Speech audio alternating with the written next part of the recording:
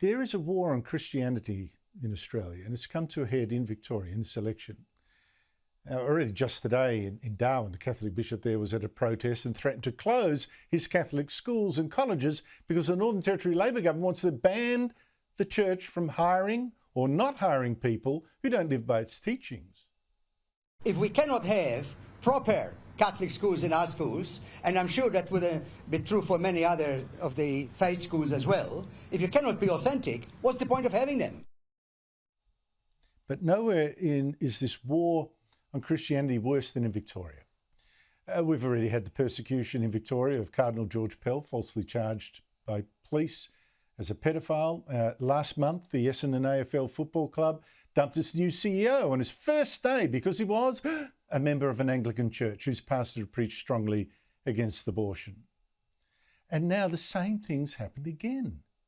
The Age newspaper and Channel 9 said, aha, one of the Liberal candidates, Renee Heath, also belongs to a Christian church.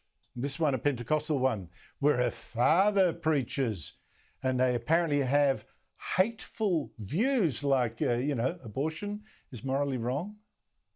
Like Brian Heath, David shares similar hateful views on issues like homosexuality and abortion. The spirit of death will be stopped at his feet.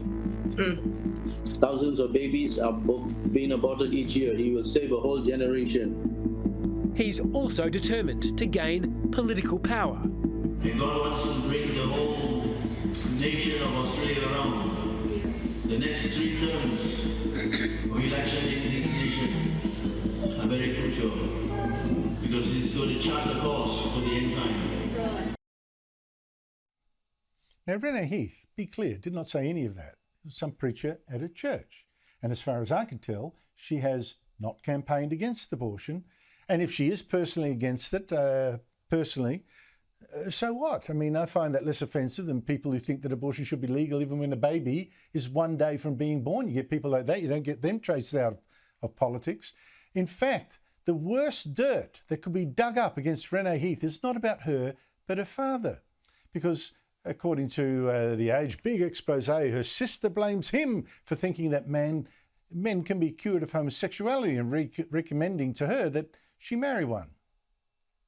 The notion that your father set you up ultimately for marriage with a man he knew to be gay, how does that sit with you now? I've grappled with this so much because how could he do that to me? And nobody at any stage took me aside and went, girl, you're rolling the dice with this guy. Do you think your father saw marrying a man who was gay, who he tried to make not gay, to his daughter was part of the gay conversion process ongoing? Yes, that's my belief. It's pretty sick. Families can be tricky, and I wouldn't want to get involved in a family dispute and figure out who's telling the truth and all that. But what has any of that got to do with Renee Heath? She does not support conversion therapy, so why this attack on her? Just because she's part of a Christian church? And yet, opposition leader Matthew Guy caved into this bigotry and said, Renee Heath, if she's elected on Saturday, will not be allowed to sit in the Liberals' party room. How weak is that? Renee Heath joins me now. Renee, thank you so much for your time. You've gone through a difficult baptism of fire in politics. Have you been found guilty for being a Christian? Hello, and first of all, thank you so much for having me on today. And yes, it's been a big couple of days. So it is absolutely obvious, I think, that the attack from 60 Minutes and from The Age is a blatant attack on people of faith and anybody who does not agree with their views. And quite frankly, I've been astounded at what has taken place over the last few days. I am not an extremist. I'm a mainstream Christian. And it's exactly right what you just said. Apparently this investigation went on for about 2 months, I've heard, maybe even longer. And they haven't found a thing about me, yet still the onslaught and the attack has just been incredible. Now, let's get it. I actually think the more Christians in politics, the better. You never hear a fuss made of a Muslim politician. That's always celebrated. And on abortion, things like that, many would have the same views as you. You are a Christian. so what, I would say. How does that influence your politics? Are you going to go around and force everyone to go to Sunday school and ban abortion and all that kind of stuff? Definitely not. My Christianity and my faith is deeply personal. It's got nothing to do with anybody else.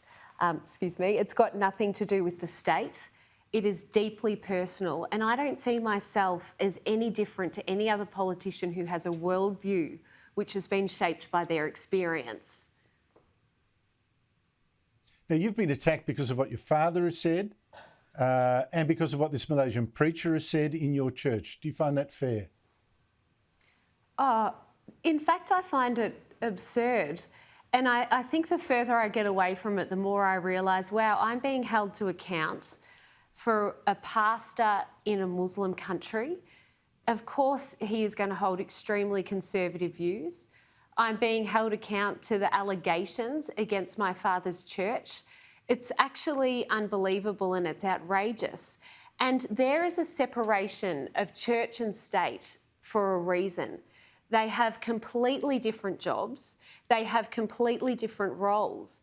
And the way I see it is that people are maybe trying to drill down to see what I actually believe. And that is, I do not believe in conversion therapy. In fact, the reason I am a Liberal is I believe in the right of every single individual to live life according to their conscience, their values, without influence from the government.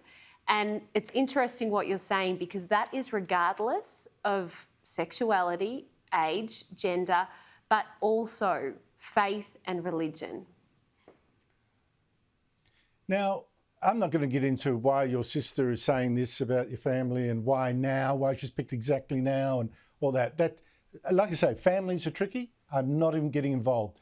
The Liberals say the reason they dumped you is because what you told them about your connections to that Malaysian preacher is inconsistent with what The Age reported. They say you trained with him for a year as a teenager and later as an adult.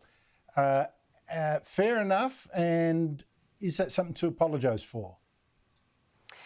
Look, to be honest, I haven't even seen that. It's been a very busy few days. But look, I see this as yeah, no, it's definitely not something that I should apologise for. I think people go to church services all the time, and to me it wouldn't even come up as something that needs to be disclosed.